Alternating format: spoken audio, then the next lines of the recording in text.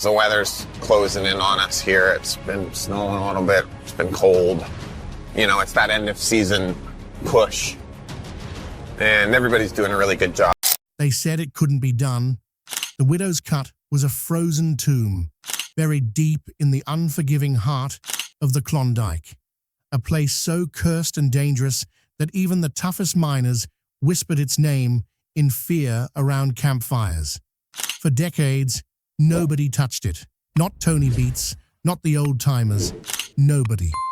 The mine shaft was collapsed, the ground locked in ancient permafrost as hard as concrete, and every attempt to dig it had ended in disaster.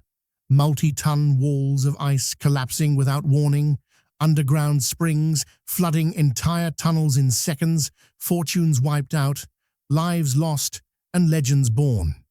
Most miners looked at the Widow's Cut and saw certain death, but Parker Schnabel saw something else entirely: opportunity. Raised under the watchful eye of his legendary grandfather, John Schnabel, Parker had always been a gambler, pushing boundaries, chasing bigger goals, and taking risks nobody else would dare. This season, he wasn't just trying to survive, he was aiming for a staggering 7,000 ounces of gold, a number that would crown him the undisputed king of the Klondike. And to get there, he was about to stake everything, his season, his fortune, even his life, on the most dangerous claim in Alaska. But Parker wasn't coming into this battle blind. Unlike the old-timers who fought the earth with brute force and dynamite, Parker brought in a secret weapon they never could have dreamed of: lasers.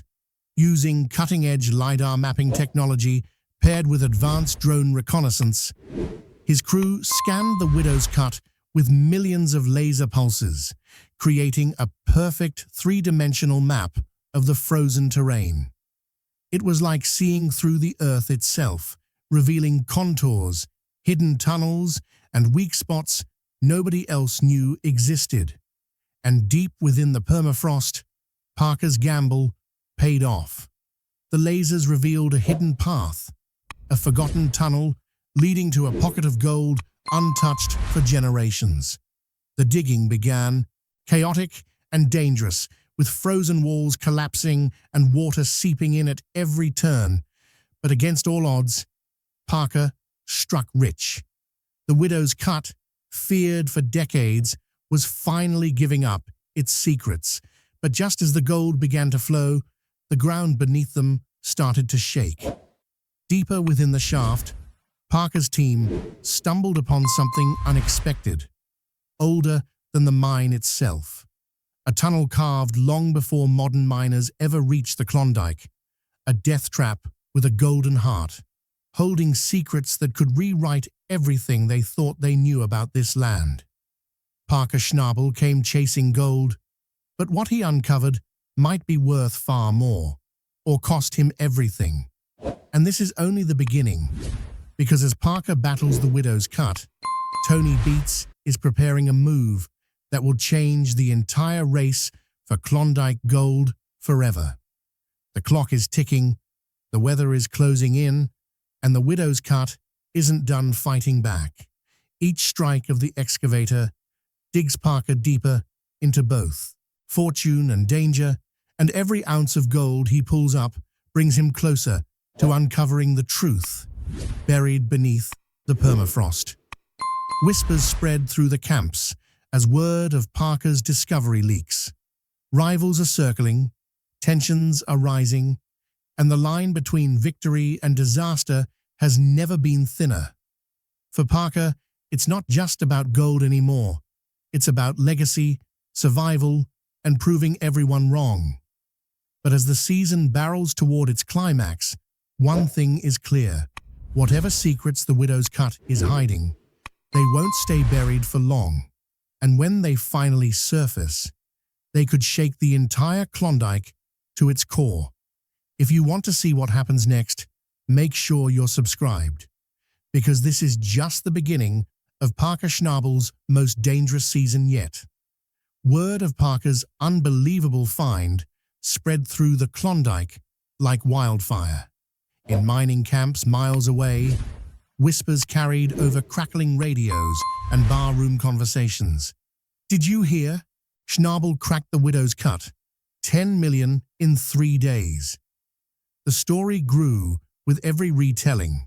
Some claimed Parker had struck the richest deposit in North American history.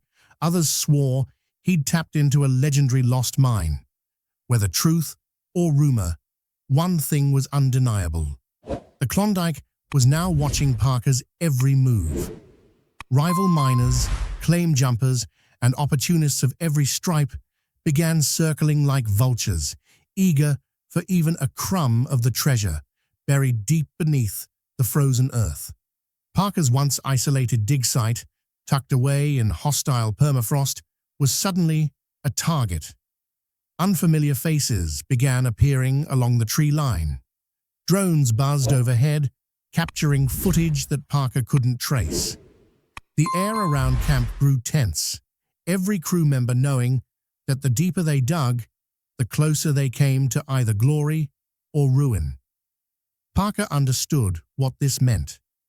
In the Klondike, a secret worth $75 million is no secret for long.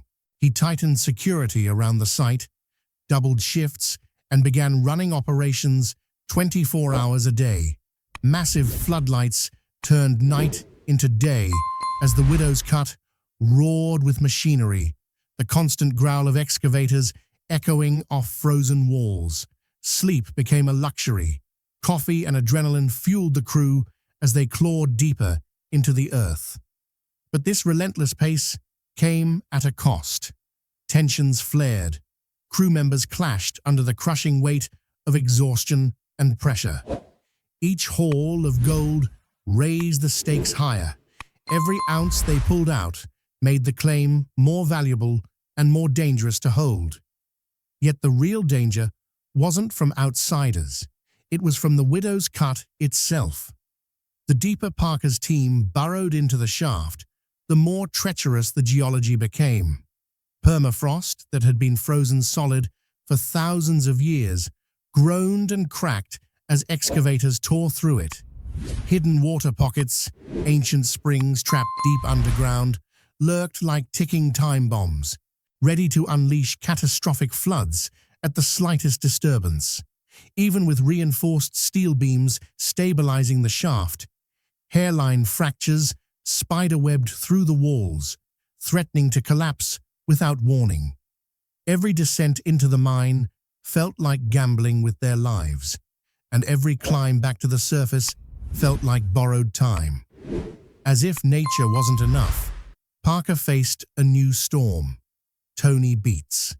The veteran miner had caught wind of Parker's jackpot, and true to form, Tony wasn't about to sit idle. Rumors rippled across the valley that Beets was mobilizing his legendary dredges and sending survey crews toward a claim bordering the widow's cut. Some said he was planning to tunnel sideways into Parker's find. Others believed he'd located a second vein connected to the same deposit. Parker knew Tony too well to dismiss the threat. In the Klondike, Beets didn't play fair. He played to win. The atmosphere in camp shifted from excitement to paranoia. Every sound, beyond the floodlights, a snapping branch, a distant engine, felt like an intrusion. Crew members started spotting strangers on snowmobiles prowling nearby trails. Equipment failures began happening at alarming rates, hoses slashed, fuel siphoned overnight, forcing Parker to wonder if sabotage was already underway. The gold wasn't just drawing fortune seekers, it was drawing trouble. And through it all, the vein stretched deeper. The geological scans hinted at something staggering. A 2-kilometer gold deposit snaking beneath the valley floor. The numbers were mind-boggling. $75 million in potential value. A figure so enormous it didn't just promise wealth, it promised history. If Parker could pull it off, it wouldn't just be the greatest haul of his career, it would be the single most successful season in the history of Gold Rush. But success on this scale comes with a cost, and Parker knew it. The widow's cut had already taken lives. It had destroyed fortunes. It had broken men tougher than steel. Now Parker was challenging it, head on, with the entire world watching and enemies closing in from all sides. The race was on, against the clock, against the land, against Tony Beats himself. And as winter storms gathered on the horizon, one question loomed larger than the gold itself. Could Parker Schnabel survive the widow's cut long enough to claim the treasure of a lifetime? Or would the curse of the Klondike finally claim him? Word of Parker's strike at the widow's cut got out fast, faster than he could have ever imagined. In the isolated world of the Klondike, news travels in strange ways, whispered across muddy saloon tables, muttered in snow-covered supply lines, shouted over roaring machinery. By the end of the week, everyone knew. Rival miners, curious locals, and even government inspectors were buzzing about what Parker had found. Some were skeptical, calling it luck. Others whispered that Parker had done the impossible, cracked the most cursed claim in Yukon history. The pressure was on, but Parker wasn't panicking. He was prepared. Long before the first bucket of gold-rich dirt left the widow's cut, he had locked the claim down tight. Every permit signed, every boundary surveyed, every ounce of paperwork filed. Legally, the ground was his. No one, not even the most powerful miners in the Klondike, could touch it. But paperwork didn't keep people from talking, and the whispers were growing louder by the day.